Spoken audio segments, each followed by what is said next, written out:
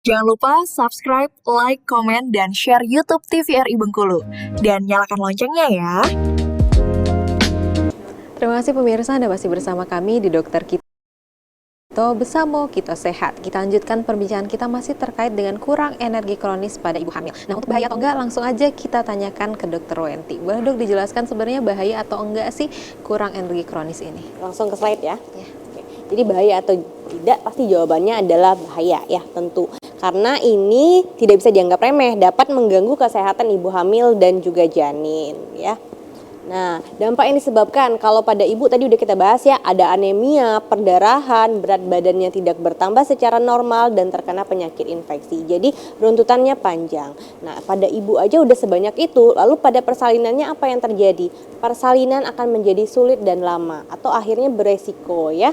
Kemudian persalinan bisa terjadi sebelum waktunya atau prematur. Menjadi faktor resiko terjadinya prematur, kemudian perdarahan tadi yang kayak dijelaskan Dr. Junia ya. Jadi terhadap persalinan complicated ya, banyak sekali masalah-masalah yang timbul karena kekurangan energi. Hanya sebatas energi ternyata bisa menyebabkan banyak sekali hal-hal fatal.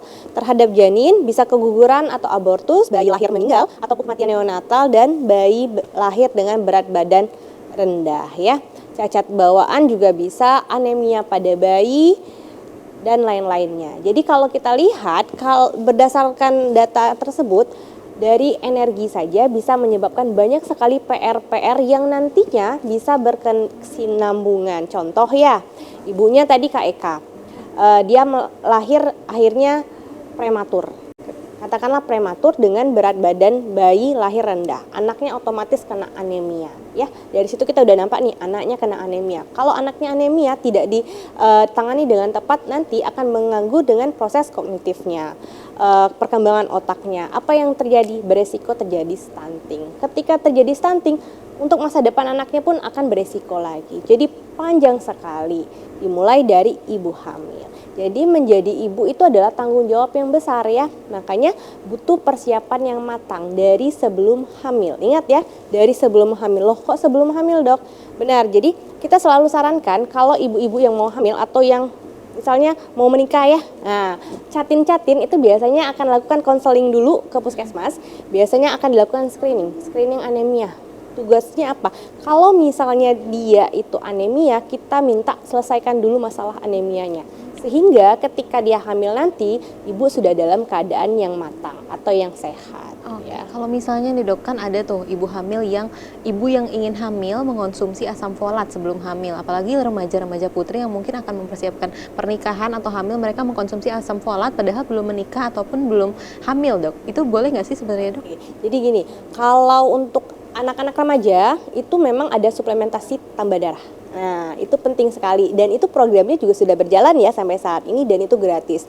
Jadi memang penting untuk dilakukan suplementasi tambah darah, terutama untuk remaja-remaja putri yang mana sudah mengalami menstruasi, kemudian aktivitas fisik yang lumayan ya untuk anak-anak sekolah. Untuk mempersiapkan nanti ketika dia dewasa ingin bereproduksi, punya anak, akhirnya tidak menjadi anemia. Nah, kalau yang untuk ibu yang mau menikah atau yang lagi proses untuk kehamilan, asam folat itu memang dianjurkan ya. Biasanya kalau yang kemasan dari puskesmas itu asam folatnya gandeng sama zat besi. Jadi dari satu tablet itu sudah dapat 2 komponen utama yang bisa untuk program kehamilannya.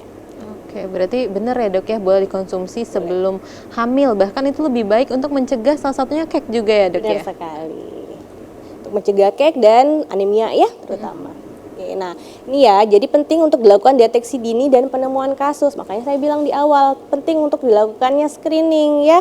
Screening dari pranikah, screening prahamil, kemudian screening ketika K1 atau ANC pertama ya. Nah, ANC itu minimal 6 kali dalam 9 bulan. Kalau mau 9 kali dok setiap bulan boleh, malah jauh lebih bagus ya. Kan tadi minimal 6 kali ya. Nah, kenapa? Apa tujuannya ANC? Yang pertama kita melakukan deteksi dini dan penemuan kasus kalau tadi beresiko terjadinya KEK atau memang sudah kena KEK atau beresiko anemia atau sudah terkena anemia. Perlu dilakukan intervensi, perlu dilakukan konseling dan edukasi. Supaya apa? Supaya tertangani dengan baik sehingga nanti anak lahir dengan sehat. Ya, tujuan kita adalah ibu dan anak lahir dengan sehat. ya. Nah, ibu hamil kekurangan energi kronis yaitu mempunyai IMT prahamil atau pada trimester 1 sebesar kurang dari 18,5 kg meter kuadrat ya. Kalau lagi trimester 2 dok, ukur IMT gimana? Agak susah ya. Ukuran IMT agak susah karena perutnya sudah mulai membesar. Makanya penting dilakukan pengukuran lila saja. Kenapa lila dok? Kenapa nggak ukuran paha atau ukuran lutut misalnya ya?